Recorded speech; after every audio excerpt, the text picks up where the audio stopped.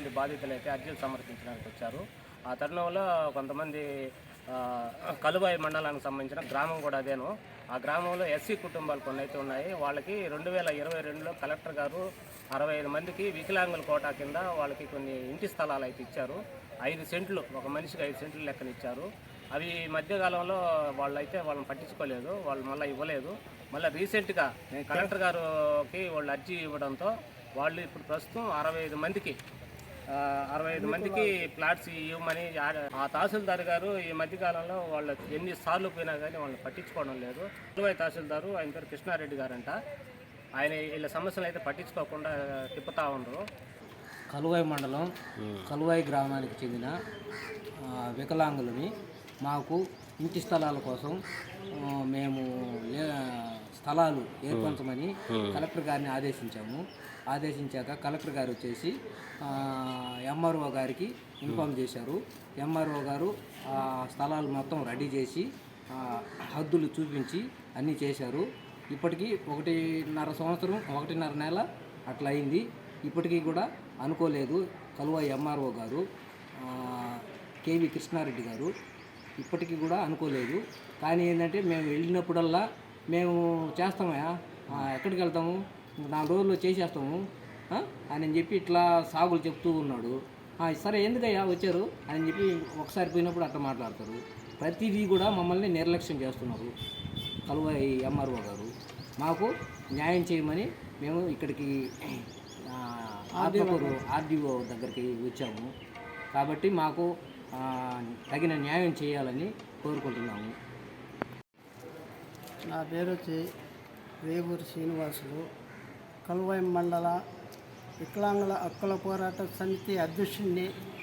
నేను 3 నెలల నుంచి కలెక్టర్ చుట్టూరు, ఆర్డీఓ ఆఫీసు ఆత్మకూరు వచ్చిన బట్ట ఆర్డీఓ గారు మేము సహాయం చేస్తామని ఆమె మాకు మాట ఇచ్చింది.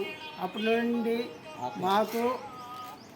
మాకు త్వరలోనే ఆర్డీఓ మేడం గారు తహసీల్దార్కి పంపించింది.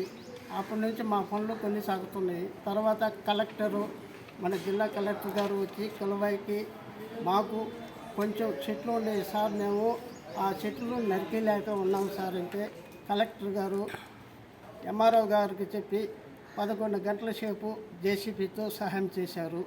మిగతా మేము వికలాంగులము రాళ్ళ కోసము వాడికి కూలోళ్ళకి మేము మనిషికి తలారం వేసుకొని మేము శుభ్రం చేసి ఫ్లాట్లు మండల సర్వేర్ గారు వచ్చి మాకు ఫ్లాట్లు ఏర్పాటు చేశారు. తర్వాత ఎంఆర్ఓ గారు మీరు కలెక్టర్ కాడికి పోయి పర్మిషన్ తెచ్చుకోమన్నారు. మళ్ళీ పోయినాము. మళ్ళీ వచ్చిన బట్ట ఎంఆర్ఓ గారు ఇప్పటికీ 2.5 నెలలైంది మాకు సహాయం చేయటం లేదు. కాబట్టి తర్వాత మన ఆత్మకూర డివిజన్ అధికారి గారికి మేము వచ్చి ఈరోజు అడిగేదానికి వచ్చి వినిపించుకున్నాము. అక్కడ చేస్తామని చెప్పారు.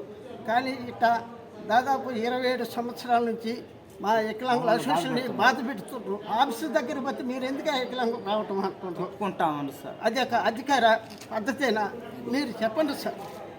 దయచేసి ఇప్పటికైనా వికలాంగుల మీద దయవుంచి డబ్బులు లేక మేము ఏదో 3 వచ్చినాం కాబట్టి స్థలాలు మాకు ఆఫ్లైన్ పట్టాలు ఇవ్వాల్సినదిగా కోరుతున్నాం సార్.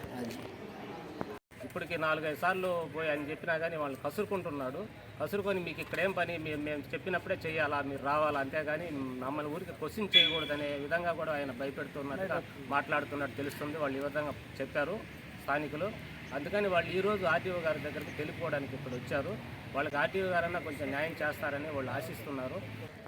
ఈ మధ్యకాలంలో కలెక్టర్ కూడా తహసీల్దార్ ఆఫీస్ గారికి వచ్చి కలువాయికి గ్రామానికి తహసీల్దార్ ఆఫీస్కి వచ్చి వాళ్ళకి ఈ విధంగా ఇంటి పట్టాలు ఇవ్వండి, వాళ్ళని ఇబ్బంది పెట్టద్దని కలెక్టర్ గారు కూడా స్వయంగా తహసీల్దార్కి చెప్పినా కానీ ఆ తహసీల్దార్ పట్టించుకోవడం లేదు.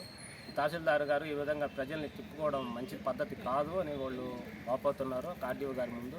వాళ్ళకి ఎలాగైనా న్యాయం చేయాలని, కలెక్టర్ ద్వారానే న్యాయం చేయాలని, అందుకని ఆర్డీఓ దగ్గరికి మేడం గారు న్యాయం కోరుతూ వచ్చారు.